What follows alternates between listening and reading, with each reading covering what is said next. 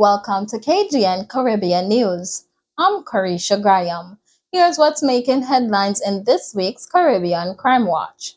A police officer is recovering after being shot in the shoulder while off duty in Ponce Pasture, St. Kitts and Nevis. The shooting happened last Tuesday night while the officer was sitting under a tent. He was taken to the hospital and is now in stable condition. Police are treating the case as attempted murder and asking anyone with information to come forward.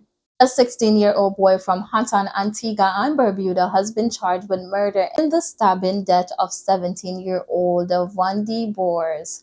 The teen was arrested after the incident last Tuesday night in Gray's Farm.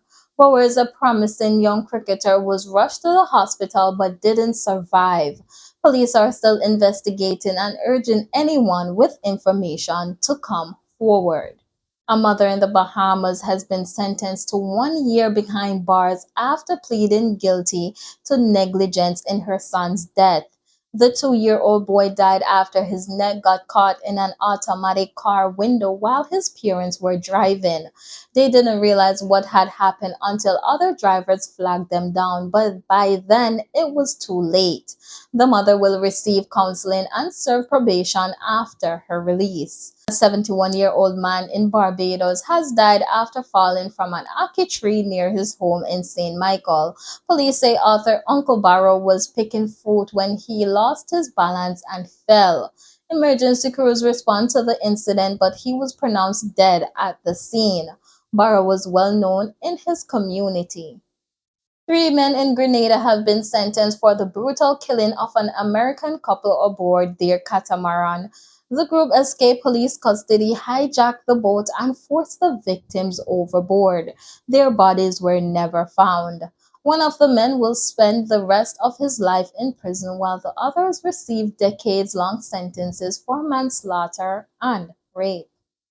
2 people are facing trial for allegedly stealing more than $389,000 from the Bank of St. Vincent and the Grenadines. A longtime bank employee and a local mechanic are accused of taking the funds in 2 separate incidents last summer.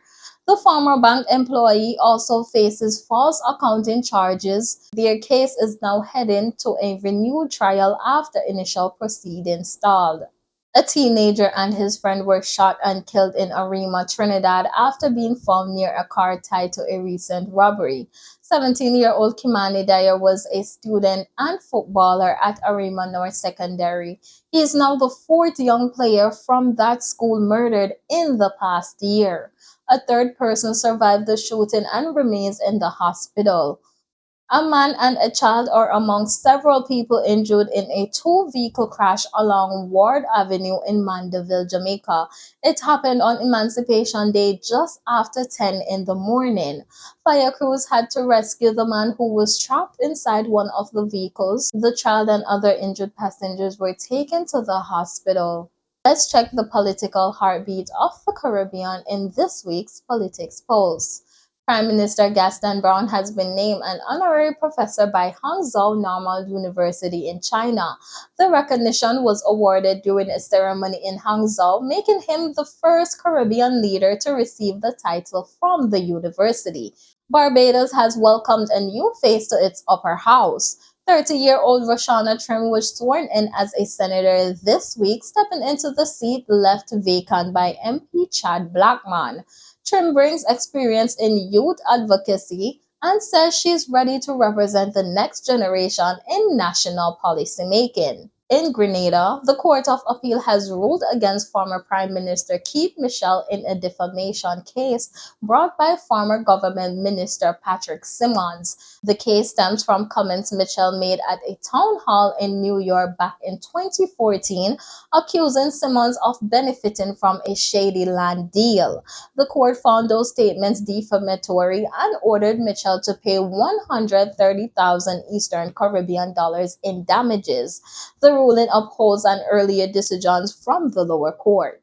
In the Bahamas, opposition leader Shannon Don Cartwright is calling on the government to release the full details of its deal with SpaceX. He says Bahamians deserve to know whether proper safety and environmental checks were done before approving rocket landings in local waters.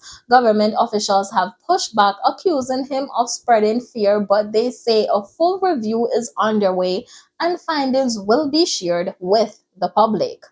The European Union has deployed an election observation team to Guyana ahead of the country's September elections. The mission said its sole focus is ensuring a fair and transparent process, not supporting any political party. Observers arrived late last month and have already started meeting with key stakeholders. A preliminary report is expected shortly after voting day with a full review to follow. The Supreme Court has put a pause on Prime Minister Andrew Holness' legal case against the Integrity Commission. Holiness had asked the court to strike out parts of an affidavit he claimed were unfair, but the judge denied that request. He was granted access to some documents related to the investigation, but not all. The case is now on hold until the appeals are heard. Trinidad and Tobago's Prime Minister Kamla Prasad Besessa met with a visiting delegation from Ghana last week. The group, led by Minister Emmanuel Kwadwo, discussed opportunities for deeper partnerships between the two countries. Talks focused on economic and cultural collaboration, with the Prime Minister reaffirming her government's interest in building stronger ties across the African continent. Prime Minister Terence Drew is backing new legislation to launch a national lottery system in St. Kitts and Nevis. The move includes changes to the country's gaming laws, to hold multi allowing the new authority to hold multi-year licenses instead of renewing them annually. The goal is to keep lottery profits within the federation while maintaining strong oversight. Government officials say it's a step towards better regulation and economic benefit. Politics isn't just for politicians, it affects everyone. Keep watching KGN Caribbean News for the latest events as it unfolds across the region. Health across the Caribbean. Governments are ramping up healthcare initiatives addressing gaps in prevention, infrastructure, and readiness as new challenges emerge. With Carnival in full swing, Antigua's health officials are reminded food vendors to stick to proper safety practices. More than 2,000 vendors have already completed training, but inspectors say they won't hesitate to pull unsafe food or shut down stalls that violate health rules. The public is also being urged to watch for signs of poor hygiene and avoid food that isn't freshly prepared. A new option is gaining ground in arthritis care across Bahamas, regenerative stem cell therapy. Doctors say it uses the body's own cells to help repair joint damage and reduce inflammation, offering a less invasive alternative to surgery. While the treatment isn't yet mainstream, some clinics are already providing it, giving new hope to patients dealing with chronic pain. Barbados has signed two major loan agreements with Saudi Fund for Development, aimed at improving healthcare and urban infrastructure. Nearly 60 million US dollars will go towards upgrading existing polyclinics and building two new ones in Austin and Warrens. Another 34 million will fund urban renewal projects in Bridgetown, including sewage upgrades and housing improvements. Grenada has welcomed a team of Nigerian medical specialists as a part of a new partnership aimed at boosting the country's healthcare system. The doctors will support clinics and hospitals across the Tri-Island state, working alongside local staff to strengthen patient care. Doctors in Jamaica are turning to a simpler, more efficient way to treat certain urine conditions. The procedure uses a thin camera to look inside the uterus and, in many cases, treat problems right away without surgery or anesthesia. It's quicker, less expensive, and allows patients to go home the same day with minimal discomfort. St. Kitts and Nevis has officially begun phasing out single-use plastics, starting with a ban on foam containers and plastic straws. Environment Minister Dr. Jolie Clark says it's the first step in a larger national plan to cut plastic waste and protect the environment. The new law came into effect last month, and enforcement is being carried out with help from customs and waste management teams.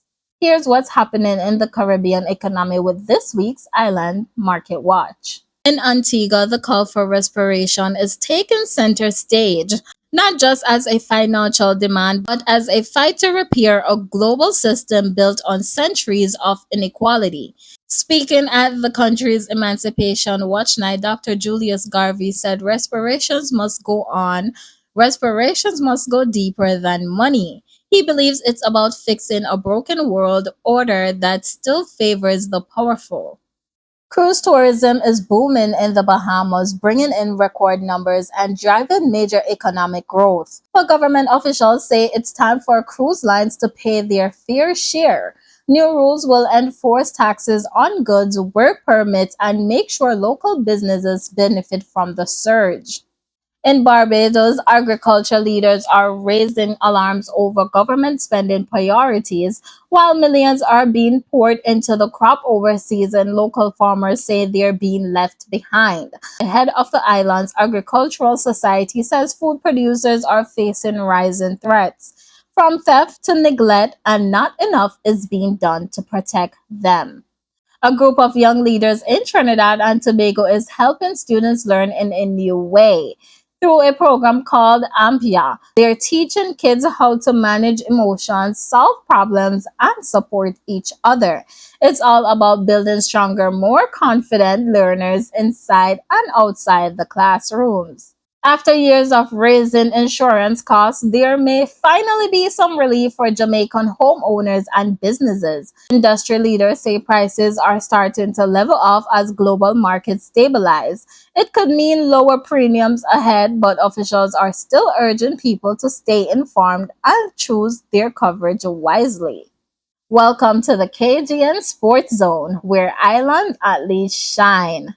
Two former West Indies cricketers say poor coaching is holding back a young athlete. Jimmy Adams and Kerryon Powell are calling for better training for local coaches, saying real progress starts with strong support at the grassroots level. They believe it's the only way to rebuild West Indies cricket. After a tough 5-0 loss to Australia, West Indies captain Shea Hope says it's time to reset. The Barbadian cricket player says the team has what it takes to bounce back, but only if they execute better on the field. With Pakistan up next, Hope is calling for sharper batting, tighter bowling, and full focus to get back in the win column. Barbados is getting a shot at the 2027 FIBA Basketball World Cup pre-qualifiers after the U.S. Virgin Islands pulled out. The team will head to Mexico next week to face tough opponents, including Jamaica and Costa Rica. With a 12-man squad and fresh energy, Barbados is hoping to make the most of the opportunity. Guyana has won the bid to host the 2026 Caribbean Development Archery Championships. The announcement comes after a strong showing at this year's national event, proving the country's readiness. Officials say the win is a big step for archery in Guyana, and plans are already underway to make the tournament one to remember. That's it for this week's edition of KGN Caribbean News. I'm Carisha Graham. See you next week right here where vibes meets truth and every island will eventually get the spotlight.